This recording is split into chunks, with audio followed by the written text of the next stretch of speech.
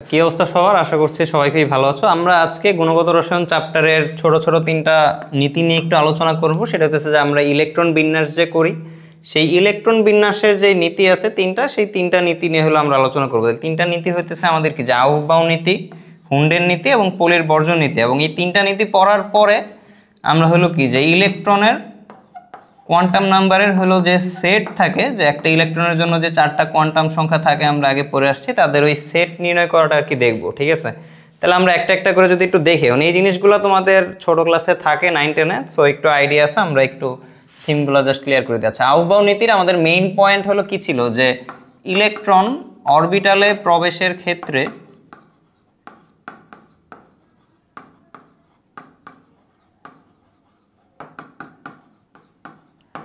আমার হচ্ছে কি, যে নিম্ন শক্তির অরবিটাল পূরণ করে তারপর কি উচ্চ শক্তির অরবিটালে যাবে।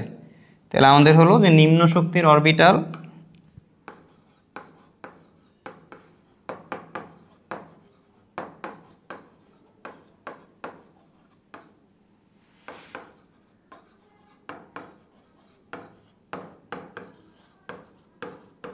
পূর্ণ করে আমাদের হলো কি, যে উচ্চ শক্তির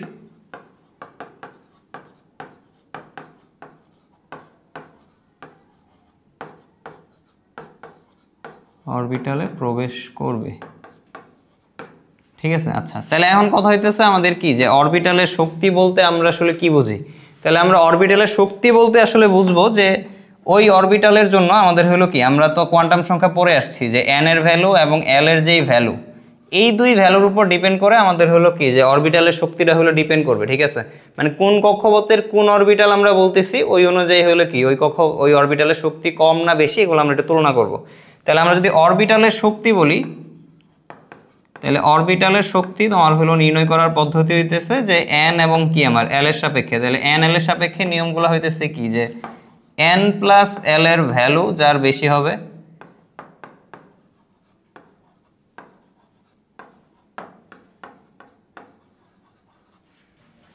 ঠিক আছে, তাহলে তোমার হলো যে তার শক্তি হলো কি বেশি।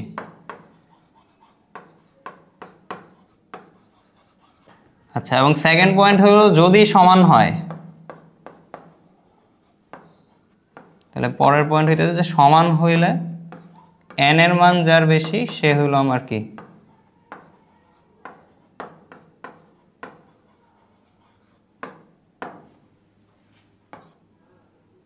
সেই অরবিটালের শক্তি আমার বেশি হবে।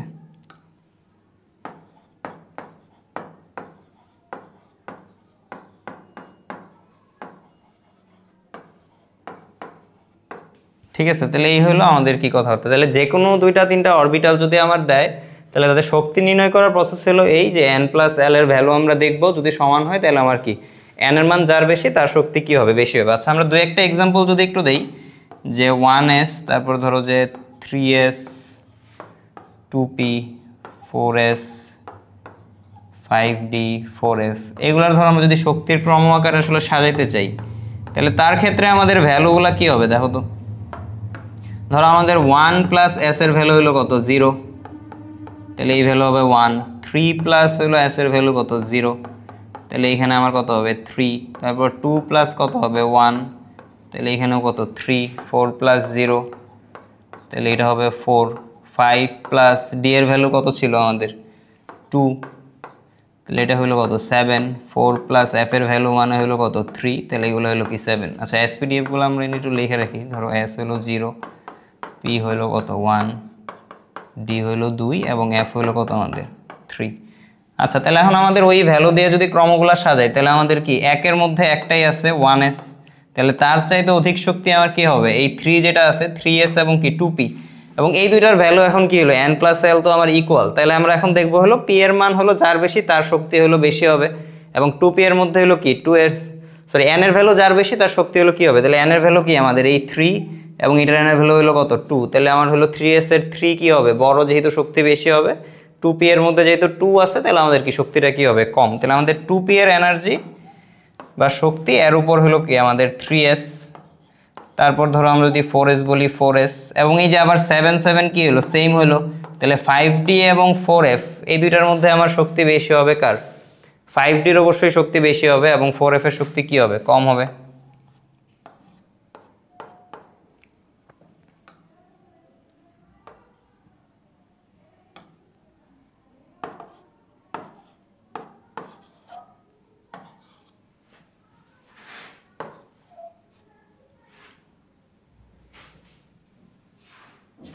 আচ্ছা, তাহলে আমাদের এই হলো মোটামুটি এখানে অরবিটালের ক্রম নিয়ে হলো কি ধরো আলোচনা। আচ্ছা, এখন কথা হলো আমাদের ইলেকট্রনগুলো যদি আমরা মানে বিন্যাস করতে চাই একটা কক্ষপথের মধ্যে, তাহলে আমাদের ওই কক্ষপথগুলোর মধ্যে আসলে কি যে বিভিন্ন রকম অরবিটাল থাকে, যে 1 নাম্বার কক্ষপথে শুধু 1s থাকে, 2 নম্বরে কি থাকে 2s থাকে, 2p থাকে, 3 নম্বরে কি থাকে spd 3টা থাকে।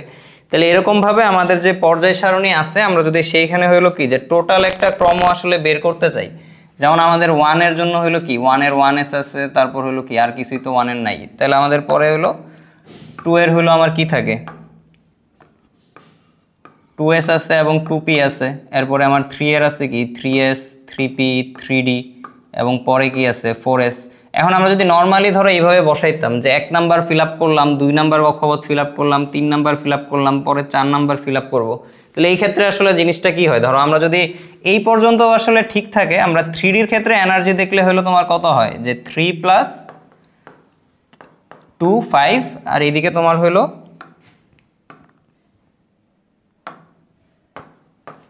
এই 4s এর ক্ষেত্রে তোমার কি হয় 4 + 0 বা হলো তোমার কত 4। তাইলে এইটা তোমার হলো কি যে আগের কক্ষপথের অরবিটাল তার এনার্জি হলো কত আমাদের 5, আর এইটা হলো কি পরের কক্ষপথের অরবিটাল তার এনার্জি হলো কত 4, ঠিক আছে। তাহলে এই ক্ষেত্রে আমার কি অরবিটালের শক্তি আমার কি 3ডির শক্তি হলো কি আবার 4s এর চাইতে কি হয়ে যাইতেছে বেশি হয়ে যাইতেছে না। তাহলে আমরা যদি ইলেকট্রন বিন্যাসকে একদম কক্ষপথ ধরে ধরে অরবিটালে বসাই, তাহলে এই জিনিসটা তো আসলে আমার কি শক্তির সাথে ম্যাচ করবে না।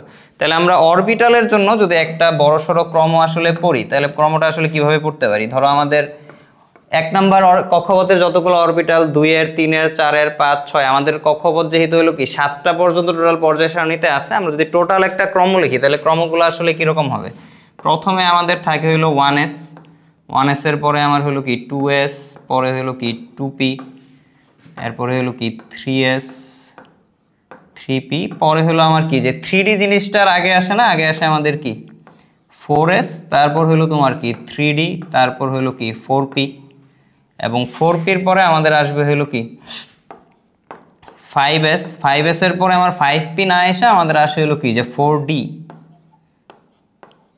তারপর হলো 5p, তারপর হলো আমাদের কি যে 6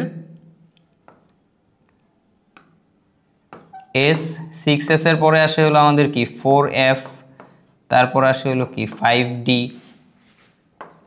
এবং তারপরে আমাদের আছে 6p, এবং 6p এর পরে আবার শুরু হয় কি যে 7s দিয়ে, তো 7s এর পরে আসে হলো 5f এর পরে আসে আমাদের হলো কি যে 6d, এবং পরে হলো 7p, ঠিক আছে। তাহলে এইটা হইতেছে তোমার কি টোটাল ক্রম। এখন আমরা যদি একটু জাস্ট ওই পর্যায় সারণীর সাথে হলো মিলায় একটু লিখি, তাহলে জিনিসগুলো আমরা এইভাবে লিখতে পারি যে প্রথমে 1s, তারপর হলো আমার কি 2s এবং হলো 2p, তারপরে হলো 3s 3p, তারপরে হলো আমার কি যে 4s, এখানে হলো কি যে 3d, তারপর হলো কি 4p, তারপর 5s এ হলো কি 4d, তারপর হলো 5p, আর 6s এ আসে এরপরে আমার কি যে 4 এর একটা f থাকবে, তারপর হলো কি আমার 5d, পরে হলো কি 6p, এবং 7 এর ক্ষেত্রে 7s, পরে 5f, পরে হলো আমাদের কি 6d, এবং পরে কি 7p। তাহলে তোমরা আসলে এইভাবে মনে রাখলে একটু ইজি আর কি, যে 1 নাম্বার পর্যায়ে 2 number 3 number 4 number 5 number 6 number 7 number, ঠিক আছে। যারা 1s এর পরে আমার কি 2s এবং 2p, এরপরে 3s 3p, এরপরে 4s এর পরে কি আগেরটার d থাকবে, পরেরটার হলো কি p, এরপরে তোমার হলো কি 5s 4d 5p, এবং লাস্টের দুইটার মধ্যে হলো আমার কি যে 4 নাম্বারের f এবং 5 নাম্বারের f দুইটা থাকে, পরে হলো d আর হলো কি p থাকে, ঠিক আছে। তাহলে এখানে তুমি এমনি থিম যেভাবে আসলে যেভাবে মুখস্থ রাখতে পারো সমস্যা নেই। আমাদের আগের অরবিটালের d গুলা হলো কি যে পরেরটাতে বসতেছে, ঠিক আছে, তোমরা এই থিমটা মাথায় রাখতে পারো। এবং এই 4 নাম্বারের f হলো তোমার কি আরো এক ধাপ পরে আইসা 4f এ বসতেছে, 5এরটা হলো কি আরো এক ধাপ পরে আইসা কি 5f এ বসতেছে আর কি। তাহলে এইভাবে তোমরা যেভাবে আসলে থিম মনে রেখে মুখস্থ করতে পারো ভালো, মানে এত লম্বা পর্যন্ত আসলে লাগে না। আমাদের মোটামুটি ইলেকট্রন বিন্যাসগুলা যেগুলাও আসে আমাদের ওই 4p এর মধ্যে আসলে মোটামুটি শেষ হয়ে যায়। এর বাইরে যদি আসে কখনো তাহলে আমাদের একটু মনে রাখতে পারলে ভালো, আর নইলে বৈশা তো বের করা লাগবে আর কি, ঠিক আছে। তাহলে এই হলো আমাদের এখানে আহ্বান নীতির হলো ক্রম, যে তুমি ইলেকট্রন যখন দিতে থাকবা আমাদের হলো কি যে এই সিকোয়েন্সে আমার ইলেকট্রন বসায় হলো যাইতে হবে, যে আমার আগে একটা ফিল আপ হবে, তারপর আরেকটা, আগে একটা ফিল আপ হবে, তারপর একটা, আগে একটা ফিল আপ হবে, তার কি আমার আরেকটা হলো দেওয়া লাগবে, ঠিক আছে। আচ্ছা আমরা ছোট একটা এক্সাম্পল শুধু একটু দিয়ে দিই, তাহলে তোমাদের একটু বুঝতে সুবিধা হবে। ধরো আমরা পটাশিয়াম, আচ্ছা পটাশিয়াম একটা বলি, যেটা নিয়ে হলো কোশ্চেন থাকে যে 3D-তে না যায় যে 4s যায়, তাহলে তুমি আগে হলো সবগুলা লিখে নিতে পারো যে 2s 2p 3s 3p তারপর কি 4s 3d, পরে হলো কি সংখ্যা সংখ্যা একটা বসাইতে পারো। তো এখানে 2টা, 2s এর মধ্যে হলো কয়টা 2টা, p এর মধ্যে হলো 6টা, এখানে 2টা, এখানে 6টা। তারপর আমাদের হলো কি যে 4s এর মধ্যে 2টা দেওয়া লাগে এবং d হলো তোমার কত খালি থেকে, আচ্ছা সরি 4s এ হলো আমার কি একটা, যেহেতু আমরা পটাশিয়াম পড়তেছি, এবং d হলো তোমার কি 0, ঠিক আছে। আচ্ছা আমরা ধরো যদি d সহ একটা বলি যে এখানে যদি আমরা স্ক্যান্ডিনিয়াম দেই, তাহলে আমাদের কি ডিতে আমার কি থাকবে, আরেকটা ইলেকট্রন থাকবে। মানে মোট কথা আমাদের সিরিয়ালটা জানা থাকলে হলো কি আমি একটা একটা করে বসাইতে থাকবো আর ইলেকট্রন সংখ্যা গুনতে থাকবো, যে এখানে যে আমার কি হয় ইলেকট্রন শেষ হয়, সেটাই হলো আমার কি ইলেকট্রন বিন্যাস হলো কি ক্লোজ, ঠিক আছে। আচ্ছা এই হলো কথাবার্তা। এখন এইখানে আমাদের হলো 2টা ব্যতিক্রম আছে যেগুলো একটু বেশি আসে। তো টোটাল ব্যতিক্রম আসলে তোমার এই পরমাণুর মধ্যে হলো 21টা,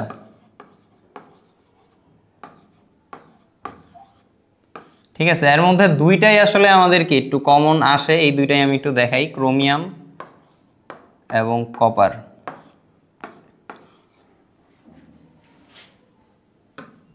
আচ্ছা ক্রোমিয়ামের ক্ষেত্রে আমাদের কি হয়, ক্রোমিয়ামের ক্ষেত্রে হইলো যে আমরা যদি আগের নিষ্ক্রিয় গ্যাস দিয়ে হলো একটু শেষ করি, তাহলে আমাদের হলো আর্গন পর্যন্ত কি 18 হইলো শেষ হয়। তারপর হলো তোমার কি 4s এবং হলো কি যে 3d, তাহলে 4s এর মধ্যে আমরা হলো কি যে 2টা ইলেকট্রন দিলাম এবং 3dর মধ্যে ইলেকট্রন থাকবে হলো কয়টা আমার 4টা, মানে এটা তো হলো কত 24, তাহলে আর্গন পর্যন্ত হলো 18টা যাবে, তারপর 2টা 20টা এবং 4টা হলো কয়টা 24টা। আর আমাদের এই যে কপার, তাহলে এই কপারের ক্ষেত্রে হলো আমার কি 29, তাহলে তার ক্ষেত্রে যদি আমরা আর্গন পর্যন্ত ঠিক রাখি, তাহলে এরপরে হলো কি যে 4s হলো আমার 2টা, 3d হলো তোমার কত 9। আচ্ছা এখন এই ক্ষেত্রে আমাদের একটা পয়েন্ট হলো যে অরবিটালের এক ধরনের স্থিতিশীলতার ক্রম আছে। স্থিতিশীলতার ক্রমটা হইতেছে যে এইটা আসলে মানে কনসেপ্টটা এরকম যে প্রতিসাম্যতা আসলে যেই ঘটনায় থাকবে ওই ঘটনাটা আসলে বেশি পরিমাণ স্টেবল হয়, এনার্জি আমার কি ইকুয়ালি ডিস্ট্রিবিউটেড থাকে, ওই জায়গার মধ্যে অস্থিতিশীলতার পরিমাণটা থাকে কম। তাহলে এই ঘটনার উপর বেস করে আমরা আসলে কিছু পয়েন্ট হলো বলি যে আমাদের পূর্ণ অরবিটালের পরে আমাদের হলো কি যে অর্ধপূর্ণ অরবিটাল অধিক স্থিতিশীল, এবং এরপরে আমাদের হলো কি যে অপূর্ণ অরবিটাল হলো কি সবচেয়ে কম স্থিতিশীল, ঠিক আছে। তাহলে এই ঘটনার উপর ভিত্তি করে আমরা যেটা করতে পারি যে এই 4s এবং এই 3d এদের মধ্যবর্তী এনার্জি গ্যাপ হলো আমার কি মোটা কম থাকে, ঠিক আছে। তাহলে অনেক পরিমাণ এনার্জি গ্যাপ একটু কম থাকার কারণে যেটা হয় যে এই 4s থেকে একটা ইলেকট্রন আমার কই ডিতে হলো যাইতে পারে। এমন ধরো যে ইলেকট্রন তুমি একটা এখান থেকে পাঠাইলা, তাহলে পাঠানোর পরে যেটা হবে যে 4s1 এবং 3d5, এবং এই ঘটনাটা আমার কি হবে দেখো, একটা হলো অর্ধপূর্ণ এবং এটাও কি আমার অর্ধপূর্ণ, তাহলে এই ঘটনাটা আমার কি উপরেরটার তুলনায় কি অধিকতর স্থায়ী না, মানে এটা তো আমার কি একটা অসম্পূর্ণ অরবিটাল, তার চাইতে আমার কি অর্ধপূর্ণ অরবিটালটা কি আমার অধিকতর কি হয় স্থায়ী হয়, ঠিক আছে। তাহলে এইটার যে কম্বিনেশন যে আমার পূর্ণ এবং অপূর্ণর তুলনায় আমার হলো কি যে অর্ধ এবং কি অর্ধপূর্ণ যে অরবিটাল এটা হলো কি যে অধিকতর স্থায়ী। তাহলে এটা স্থায়ী হয় যেটা হয় যে তোমার কি সবগুলা পরমাণুর ভিতরে ইলেকট্রন যেগুলো 4s এ থাকে তাদের একটা করে ইলেকট্রন আমার কি ডিতে হলো চলে যায়, তাহলে 4s1 এবং আমার কি হয় 3d হলো 5 হয়। তাহলে আমাদের তখন ইলেকট্রন বিন্যাসটা হলো কি একটু কারেকশন করতে হয় যে আর্গন 4s1 তারপর আমার কি যে 3d5, ঠিক আছে। তাহলে এই কারণে আমরা এটা আসলে কি যে ব্যতিক্রমধর্মী ইলেকট্রন বিন্যাস বলি। আচ্ছা এখন পরেরটার মধ্যেও সেম, যে এই 4s এবং 3d এদের মধ্যেও আমার হলো কি যে শক্তির পার্থক্য একটু কম থাকে, তাহলে এইখানের এসেরও একটা ইলেকট্রন কি করতে পারে একটু সামান্য শক্তি পেলে হলো ডিতে যাইতে পারে। 4s এর একটা ইলেকট্রন আমার হলো কি যে ডিতে যাবে, তাহলে ডিতে গেলে কত হবে 3d 10 এবং 4s হলো তোমার কত 1, ঠিক আছে। আচ্ছা তাহলে এখন এই বিন্যাসটাও আমাদের কি হয় যে আগের এটা হলো কি যে সম্পূর্ণ মানে পূর্ণ অরবিটাল এবং এই 3d 9 হলো আমার কি অপূর্ণ অরবিটাল, তাহলে একটা চলে গেলে এটা আমার কি হয় অর্ধপূর্ণ এবং এটা কি পূর্ণ অরবিটাল। তাহলে এই ক্ষেত্রে হলো যে পূর্ণ এবং অপূর্ণ অরবিটালের অপেক্ষা আমার কি অর্ধপূর্ণ এবং পূর্ণ এই কম্বিনেশনটা হলো কি অধিকতর কি আমার স্থিতিশীল হয়, ঠিক আছে। তাহলে তখন আমরা বলতে পারি যে আর্গনের ইলেকট্রন বিন্যাসটা 4s2 3d9 না হয়ে আমাদের কি হবে 4s1 এবং হলো কি 3d10 হবে, ঠিক আছে। তাহলে এই দুটো ইলেকট্রন বিন্যাসে আসলে আমাদের জানলে মোটামুটি হয় এবং হলো কি বাকি এছাড়াও আরও আমার কি 21টা হলো ব্যতিক্রম থাকে। এই ব্যতিক্রমগুলো আমাদের যদি মনে থাকে বই থেকে আসলে দেখতে পারো, বইয়ের মধ্যে যে পর্যায় সারণী আছে ওইখানে হলো কি নিচে ব্যতিক্রম দিয়ে হলো লেখা আছে। তবে এত ব্যতিক্রমগুলো হলো আসে না, যতগুলো মনে রাখতে পারো আসলে মনে রাখলেই চলবে। আচ্ছা, এরপরে আমাদের যেটা আছে সেটা হলো কি আমাদের যে হুন্ডের নীতি। এইখানে হলো যে সমশক্তি সম্পন্ন অরবিটালের ক্ষেত্রে সমশক্তি সম্পন্ন অরবিটালে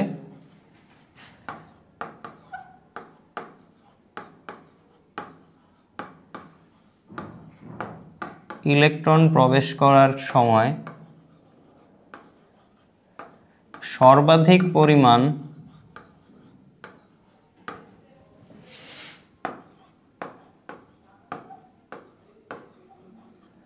অযুগ্ম অবস্থায় থাকবে।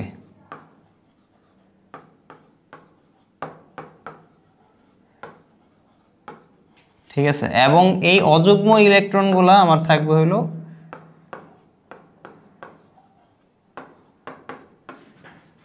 একই স্পিনে।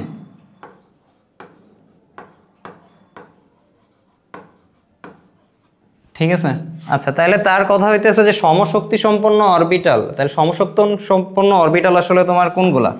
আচ্ছা, আমরা এই যে ধরো পি পড়ছিলাম যে এই পি এর মধ্যে আমার কি 3 রকম বিন্যাস থাকে, যে p x, p y, p z. তাহলে আমরা যদি একটা অরবিটাল বলি ধরো যে 2p, তাহলে 2p এর ভিতরেও কি আছে 3টা আছে, p x, p y, p z, মানে 2px, 2py, 2pz।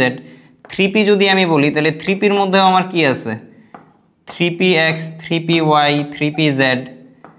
ঠিক আছে, তাহলে এই একই অরবিটাল যেটা হলো তোমার কি একটা নির্দিষ্ট কক্ষপথে অবস্থিত, তার মানে পি অরবিটাল যেটা তোমার কি 3 নাম্বার কক্ষপথে অবস্থিত, সেই পি এর আমার কয় রকম 3 রকম বিন্যাস আছে। তাহলে এই সবগুলাই হলো আমার কি যে সমশক্তি সম্পন্ন অরবিটাল।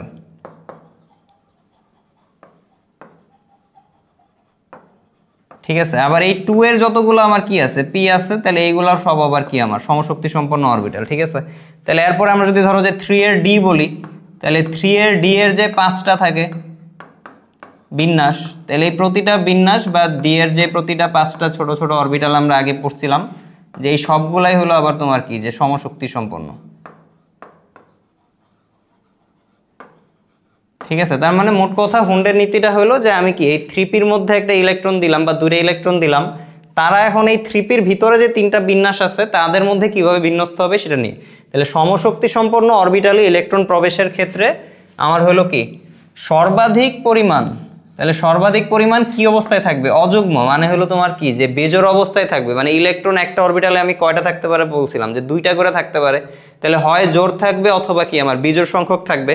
তাহলে একটা অরবিটালে যখন ইলেকট্রন প্রবেশ করবে তখন তাই হলো কি যে সর্বাধিক পরিমাণ অযুগ্ম অবস্থায় প্রবেশ করবে। তাহলে এই জিনিসটা হলো আমার কি এরকম যে তুমি যদি বলো যে পি এর মধ্যে আমার কি আছে 3টা ইলেকট্রন আছে, তাহলে 3টা ইলেকট্রন তুমি আসলে কি অনেকভাবে তো আসলে সাজাইতে পারো। ঠিক আছে, তাহলে আমি হলো কি যে একটা ধরো যে 3p আমি বললাম, তাহলে 3pর কি আছে px আছে, 3pর py আছে এবং 3pর কি আছে pz আছে। তাহলে এই সমশক্তি সম্পন্ন 3টা অরবিটালের মধ্যে আমার হলো কি যে 3টা ইলেকট্রন যখন যাবে তারা সর্বাধিক পরিমাণ হলো কি অযুগ্ম অবস্থায় যাবে। তার মানে হলো কি px এর মধ্যে হলো আমার একটা যাবে, তারপর তোমার হলো কি py একটা যাবে, pz একটা যাবে। তাহলে এটার আমরা হলো আসলে বক্স ফরম্যাটে লিখি যে p এর হলো 3টা বক্স, একটা x, একটা y, একটা z। তাহলে 3টার মধ্যে আমার কি একটা একটা হলো যাবে। ঠিক আছে, আচ্ছা এখন কথা হলো যে তুমি একটা একটা পাঠাইলা, আমাদের যদি হলো কি একটার মধ্যে 2টা পাঠাইতাম তাহলে আমার কি হইতো যে অযুগ্ম ইলেকট্রন পাইতাম একটা। তাহলে আমাদের তো বলছে আসলে কি যে সর্বাধিক পরিমাণ কি লাগবে অযুগ্ম ইলেকট্রন লাগবে। তাহলে এটা আমরা যখন করব তখন কাজ হলো কি যে সবাইরে আসলে একটা একটা করে দিব, এরপরে যদি আরো ইলেকট্রন থাকে তাহলে আমরা কি করব আবার হলো কি প্রথম থেকে দিতে থাকবো। ঠিক আছে, আচ্ছা এখন হলো তোমার কি যে দ্বিতীয় পয়েন্ট যেটা সে বলছে যে এই যে আমি একটা করে দিলাম, তাহলে এই দেওয়াটাও তো আসলে কি আমরা বিভিন্নভাবে দিতে পারি না। ধরো আমাদের যেহেতু চতুর্থ একটা কোয়ান্টাম সংখ্যা ছিল যে কি আমাদের স্পিন কোয়ান্টাম সংখ্যা, তাহলে তার ডাইরেকশন বোঝানোর জন্য আমরা কি যে এন্টি ক্লক হলে এভাবে উপরের দিকে দেই, ক্লক ওয়াইজ হলে তোমার কি এরকম নিচের দিকে দেই। ঠিক আছে, তাহলে এই 2 রকম স্পিন হলো সম্ভব এখন সে যখন বলছে যে সর্বাধিক পরিমাণ কি করবে, অযুগ্ম অবস্থায় থাকবে, তো এই সর্বাধিক পরিমাণ অযুগ্ম অবস্থায় যে ইলেকট্রনগুলো থাকবে তারা আবার কি থাকবে, আমার একই স্পিনে থাকবে। তার মানে এই তিনটা তুমি যদি বলো যে দুইটা একই দিকে আছে আরেকটা ভিন্ন দিকে আছে, তাহলে এটা ভুল। আমাদের কি তিনটারই রাখতে হবে এরকম একই দিকে, অথবা তুমি চাইলে এরকমও রাখতে পারো যে তিনটারই হলো কি আমার এরকম নিচের দিকে হলো ডাইরেকশন দিয়ে রাখতে পারো আর কি। ঠিক আছে, তাহলে আমাদের হুন্ডের নীতি হলো এটাই যে আমরা যখন একাধিক ইলেকট্রন দিব তখন আমাদের হলো কি যে সর্বাধিক পরিমাণ আমরা হলো অযুগ্ম অবস্থায় প্রবেশ করাবো, এবং অযুগ্ম ইলেকট্রনগুলো আমাদের হলো কি থাকবে, একই স্পিনে থাকবে। হয় তোমার সবগুলা তুমি এন্টি ক্লক দিতে পারো অথবা সবগুলা ক্লকওয়াইজ দিতে পারো, এরকম আমাদের হলো কি মিক্সিং ভাবে অযুগ্ম ইলেকট্রনগুলো হলো কি করা যাবে না, দেওয়া যাবে না। ঠিক আছে, তাহলে আমাদের হুন্ডের নীতি হলো আমার কি এই জিনিসটা। হুন্ডের নীতি আসলে মানে না কোন পদার্থ, মানে না বলতে সরি মানে হুন্ডের নীতি আসলে লাগে না কোন পদার্থের ক্ষেত্রে। ধরো আমার হাইড্রোজেন যদি আমি বলি, তাহলে এই হাইড্রোজেনের মধ্যে আমার হলো কি যে 1s1, তাহলে এইখানে তুমি আসলে একটা ইলেকট্রন দিবা, এখানে তো আসলে আমার কি হুন্ডের নীতির তেমন কোনো প্রয়োজন নাই। তারপর হলো তোমার কি যে হিলিয়াম 1s2, তাহলে এইখানেও আসলে কি আমার অরবিটাল আছে একটা, এটার জন্য আমার কি দরকার নাই, হুন্ডের নীতির হলো কোনো দরকার নাই। ঠিক আছে, আচ্ছা আমরা যদি একটু লিস্ট করে বলি যে কোন পরমাণুগুলোর জন্য আসলে হুন্ডের নীতি দরকার পড়তেছে না, তাহলে হাইড্রোজেন তার হলো একটা অরবিটাল ইলেকট্রন তুমি একটাই দিবা, হিলিয়াম তার একটা অরবিটাল ইলেকট্রন তুমি দুইটা দিবা, এখানে আমার হুন্ডের নীতির দরকার নাই। লিথিয়াম তারপর তুমি কি 1s2, তারপর হলো তোমার কি পি যেটা আছে 2p1, তাহলে এখানেও তুমি পিতে হলো তোমার কি যখন একটা ইলেকট্রন দিবা একটা তুমি যে কোনোভাবেই রাখতে পারো, সমস্যা নাই। এবং এরপরে যখন তুমি চলে যাবা বেরিলিয়ামে, তখন 1s2 2p2 যখন দিবা তখনই তোমার কি হুন্ডের নীতিটা অ্যাপ্লাই করতে হবে যে পি এর মধ্যে তিনটা আছে, তিনটার মধ্যে দুইটার মধ্যে আমি কি অযুগ্ম অযুগ্ম দিব এবং দুইটারই আমি কি রাখবো, একই স্পিনে হলো তোমার কি হবে রাখতে হবে। ঠিক আছে, তাহলে ধরো আমাদের অবজেক্টিভের জন্য একটু মনে রাখতে পারো এই তিনটার মধ্যে আমার কি যে হুন্ডের নীতি হলো লাগতেছে না আর কি, শুধু আউটবাউ দিয়েই আমি বলে দিতে পারি। ঠিক আছে, তাহলে হুন্ডের নীতির হলো দরকার নেই। এই হলো আমাদের কি হুন্ডের নীতি নিয়ে কথাবার্তা। আচ্ছা, এরপরে আমাদের লাস্ট একটা যেটা যে আমার হলো কি যে পলির বর্জন নীতি। আচ্ছা, এখন এই বর্জন নীতি হলো মেইনলি আমাদের আরেকটু স্পেসিফিক যদি আমরা আসলে একটু বলতে যাই যে একটা নির্দিষ্ট অরবিটালের মধ্যে আমার হলো কি যখন দুইটা ইলেকট্রন থাকে, তাহলে ওই দুইটা ইলেকট্রনের জন্য আমার হলো কি যে তাদের কক্ষপথ সংখ্যা হলো সেম। তারপর আমার কি দুইজন যেহেতু একই অরবিটালের একই বিন্যাসে আছে, তাহলে আমার কি এল এর মান সেম, এম এর মান সেম। তাহলে আমার কি লাস্টে যে একটা কোয়ান্টাম সংখ্যা থাকে স্পিন, তার কাজটা হলো আসলে সেটা নিয়ে যে একটা পরমাণুর মধ্যে যখন একাধিক ইলেকট্রন থাকে যে কোনো দুইটা ইলেকট্রনের চারটা কোয়ান্টাম সংখ্যাই কখনো কি হবে না, সমান হবে না। ঠিক আছে, তার মানে অ্যাটলিস্ট কোনো না কোনো কোয়ান্টাম সংখ্যাতে যায় আমার কি হইতে হবে, ইলেকট্রন সংখ্যার কোয়ান্টাম সংখ্যার যে চারটা ভ্যালু আছে কোনো না কোনো একটার হলো আমার কি চেঞ্জ হইতেই হবে। ঠিক আছে, তাহলে তার মূল নিয়মটা হইতেছে যে কোনো একটা পরমাণুতে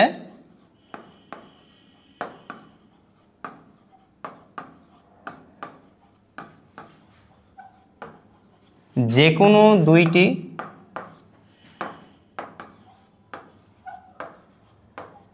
ইলেকট্রনের চারটি কোয়ান্টাম সংখ্যার মান কখনোই সমান হবে না।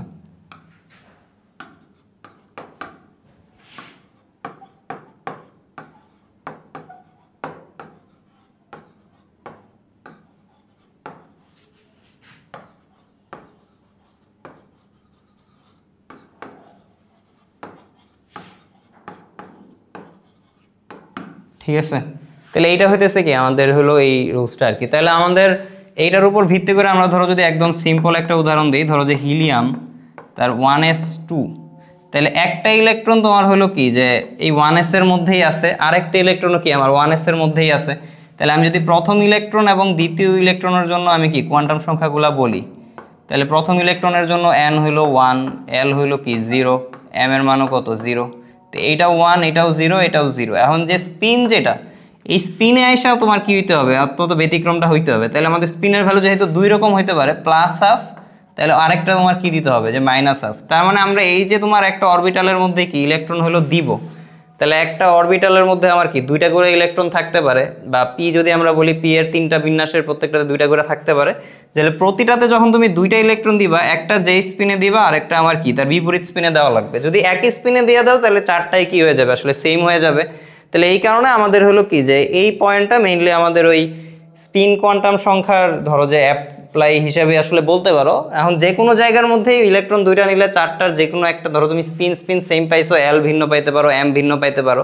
তো স্পেসিফিক আসলে বুঝতে সুবিধা হলো যে একটা নির্দিষ্ট বিন্যাসের মধ্যে আমরা যখন দুইটা ইলেকট্রন দিব তখন একটা যে স্পিনে দিব আরেকটা তার কি হবে, বিপরীত স্পিনে হলো তোমার দিতে হবে। ঠিক আছে, যেমন ধরো আমি যদি একটু অক্সিজেনের কথা বলি, তাহলে 1s2 2s2 তারপর তোমার হলো কি যে 2p4। তাহলে এই 4 যখন আমরা দিব তখন হলো কি আমাদের হুন্ডের নীতি অনুযায়ী এই চারটারে কি সর্বোচ্চ সংখ্যক অযুগ্ম অবস্থায় দেওয়া লাগবে।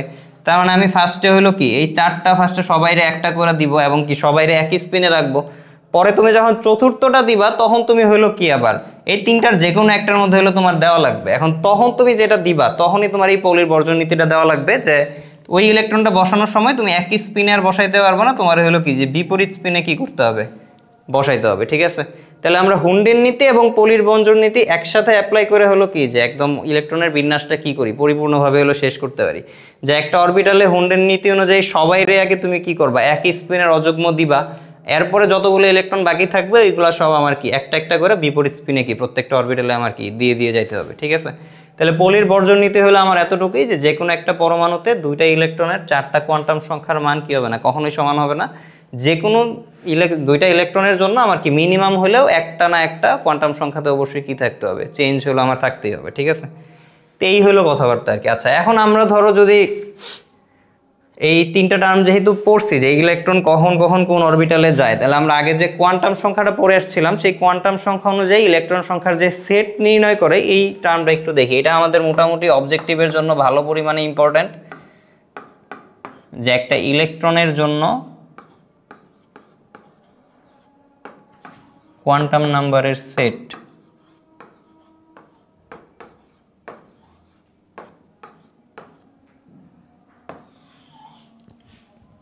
আচ্ছা, তাহলে এখন কাজ হলো তোমার কি সেট বলতে আমাদের কি চারটা জিনিসই তো আছে। তাহলে এন এর ভ্যালু, এল এর ভ্যালু, এম এর ভ্যালু এবং এস এর ভ্যালু। তাহলে চারটা ভ্যালু আসলে কি ছিল, যে এন আমার হলো কি যে আমরা যখন একটা অরবিটাল লিখি ধরো যে 3p, তাহলে সামনে যেই সংখ্যাটা লিখি সেটা হলো কি আমার এল এর ভ্যালু, সরি এন এর ভ্যালু আর কি, যে প্রধান কক্ষপথ।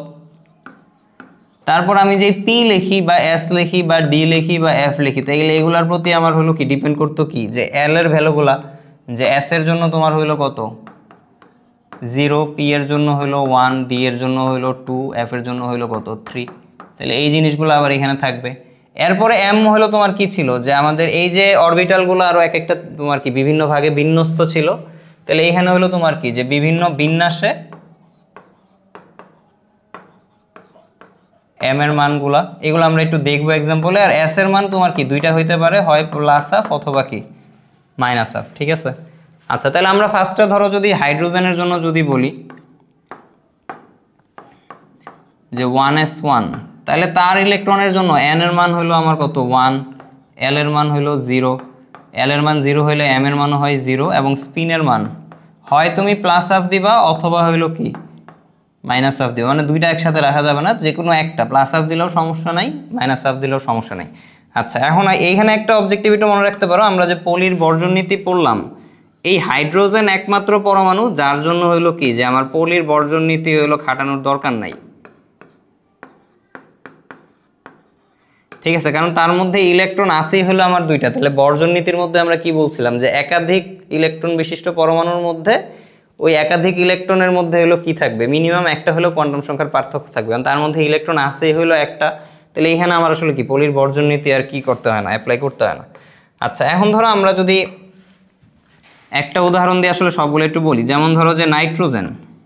তাহলে নাইট্রোজেনের জন্য আমি বললাম হলো যে তোমার 7টা ইলেকট্রন যেহেতু থাকে, পঞ্চম, ষষ্ঠ এবং আমার কি যে সপ্তম ইলেকট্রনের কোয়ান্টাম সংখ্যার সেট যদি আমি লিখি, ঠিক আছে, তাহলে সেট জিনিসটা আমরা এইভাবে লিখবো যে চারটা সংখ্যা পরপর আর কি 1 0 0 এবং কি হাফ। তাহলে প্রথম ভ্যালুটা নির্দেশ করবে কি আমার এন এর ভ্যালু, পরেরটা হলো এল, পরেরটা এম এবং পরেরটা হলো কি স্পিনের ভ্যালু। ঠিক আছে, আচ্ছা তাহলে এখন আমরা এগুলো একটু ইজিলি করতে পারি কি যে নাইট্রোজেন যদি আমরা লিখি, তাহলে 1s2 তুমি ফার্স্টে হলো পুরা ইলেকট্রন বিন্যাস লিখবা এবং নিচে হলো আমাদের হুন্ডের নীতির হলো বক্স ফরম্যাটে হলো লিখবা 1s2 2s2 2p কত 3। তাহলে আমাদের এখানে তো 4টা গেল, তাহলে আমাদের ইলেকট্রনগুলো কি, এখন তুমি সংখ্যাটা হলো সিরিয়ালি দিবা যে এটা হলো আমার কি 5 নাম্বার, 6 নাম্বার এবং কি আমার 7 নাম্বার। এখন এইখানে আমরা হলো যে নিচে যদি অরবিটালগুলো দেই তাহলে তুমি যে কোনোটা দিতে পারো, px py pz সিরিয়ালি দিতে হবে এমন কথা নাই, তুমি মাঝখানে px দিতে পারো, এই পাশে দিতে পারো, এই পাশে দিতে পারো, এত আমার কোনো সমস্যা নাই, ঠিক আছে। তাহলে আমাদের 3টা ইলেকট্রন হলো কি 3টা পি এর 3 রকম বিন্যাস হলো অবস্থিত। তাহলে আমরা যদি এখন একটা একটা আঁকি যে কার ইলেকট্রন বিন্যাসে আমার হলো সেটগুলো কি হবে, তাহলে দেখো ফার্স্টে যদি আমরা বলি পঞ্চম, তাহলে পঞ্চমের জন্য কি হবে সেট, আমার ইলেকট্রন আছে কয় নাম্বার কক্ষপথে 2 নাম্বার, এবং পরমাণু আছে আমার কি পি, তাহলে sp এর পি হলো আমার কত 1, ঠিক আছে। আচ্ছা এরপরে হলো তোমার পি হলো তোমার কি যে প্রথম ইলেকট্রন, এটা হলো কোন বিন্যাসে, প্রথম একটা px বিন্যাসে। এখন পি এর জন্য আমরা আসলে কি পড়ছি, পি এর জন্য আমরা যখন l এর ভ্যালু 1 পড়ছি তখন m এর মান হলো কি যে 0 -1 +1, বিভিন্ন রকম ভ্যালু হলো আমার হইতে পারে, ঠিক আছে। আচ্ছা তাহলে বিভিন্ন রকম ভ্যালু হইলে এখানে 0 -1 +1 কোন ভ্যালু কার জন্য এরকম আসলে কোনো স্পেসিফিক মানে ডিফাইন করা নাই, ঠিক আছে। তাই তুমি হলো কি প্রথম পি যখন দিলা তখন এটার জন্য এনে 0 দিতে পারো, +1ও দিতে পারো, -1ও দিতে পারো, ঠিক আছে। তাহলে আমরা ধরো যে নর্মালি হলো সিরিয়াল যদি বসাই তাহলে ধরে নে 0 বসাইলাম, এবং পরে এইটা তাহলে আমরা এই বিন্যাসটা লিখলে আমরা কি লিখলাম, ধরো যে আমার স্পিন আমি হলো কি পজিটিভ হাফ হলো দিলাম, ঠিক আছে। আচ্ছা এখন হলো ষষ্ঠ যেটা, তাহলে ষষ্ঠের জন্য 2 এবং 1, এখন তার জন্য কি হবে দেখো সে যেই পিতে আছে সে আমার কি ভিন্ন পিতে আছে না, তাহলে এই পি যদি আমি 0 দিয়ে লিখি তাহলে এই পি তো আমি আর 0 দিয়ে লিখতে পারবো না, তাহলে তারে আমার কি হয় +1 অথবা হলো কি -1 দিয়ে হলো আমার লিখতে হবে। তাহলে এইখানে হয়েছিল আমাদের কি যে মেইন টার্মটা, যে এইখানে যদি আমি 0 দিই তাহলে নিচেরটাতে অবশ্যই 0 ছাড়া অন্য কিছু দিতে হবে, তাহলে এটা একটা পয়েন্ট। আর আরেকটা পয়েন্ট হলো যে এইখানে তুমি যেই স্পিন দিবা আমার এই ইলেকট্রনের স্পিন আর এটার স্পিন কি হলো সেম হলো, তাহলে এইটার জন্য আমার কি করতে হবে, এই প্লাস হাফই আমার কি করতে হবে বসাইতে হবে, ঠিক আছে। তাহলে এখন আমাদের যদি সপ্তম ইলেকট্রন আমরা বলি তাহলে সপ্তম ইলেকট্রনও তুমি আসলে কি একইভাবে বলে দিতে পারো যে সপ্তম ইলেকট্রনের সেটের ক্ষেত্রে আমাদের কি কি হবে, যে 2 1 এবং এইটাতে আমি +1 এবং 0 ইউজ করে ফেলছি, তাহলে জেডে আমার কি দিতে হবে -1 দিতে হবে, তাহলে এটা হলো কি -1, এবং এই দুইটাতে যদি তুমি প্লাস হাফ দাও তাহলে এটাতেও আমার কি করতে হবে প্লাস হাফ হলো বসাইতে হবে, ঠিক আছে। তাহলে এইভাবে হলো আমাদের কি যে একাধিক ইলেকট্রন যখন একসাথে দিবে তখন এক একটার ভ্যালু সেট করার পর অন্যান্য ভ্যালুগুলো একটু ডিপেন্ড করবে। আর যদি তোমার ইন্ডিপেন্ডেন্টলি শুধু পঞ্চম ইলেকট্রনের জন্য বলে তাহলে তুমি এম এর মান এনে 0 বসাইতে পারো, +1 -1 বসাইতে পারো, এনেও -1 বসাইতে পারো। কিন্তু একাধিক চাইলে একটা যখন তুমি সেট করবা অন্যগুলো হলো তোমার কি ওই হুন্ডের নীতি এবং পলির বর্জন নীতি মেনটেন করে আমার কি স্পিনের সংখ্যা এবং কি এম এর সংখ্যাগুলো হলো বসাইতে হবে, ঠিক আছে। তাহলে এইভাবে হলো আমরা কি একটা ইলেকট্রনের জন্য কোয়ান্টাম সংখ্যার সেট নির্ণয় করতে পারি। তাহলে এইগুলো মোটামুটি একটু প্র্যাকটিস করলে দেখবা বুঝে যাবা, এগুলো থেকে মোটামুটি ভালো পরিমাণে আমার কি আসলে এমসিকিউ কোয়েশ্চেন হলো আসে, ঠিক আছে। আচ্ছা আমাদের এই আজকের টপিক এই পর্যন্তই, 3টা নীতি এবং হলো কি কোয়ান্টাম সংখ্যার সেট।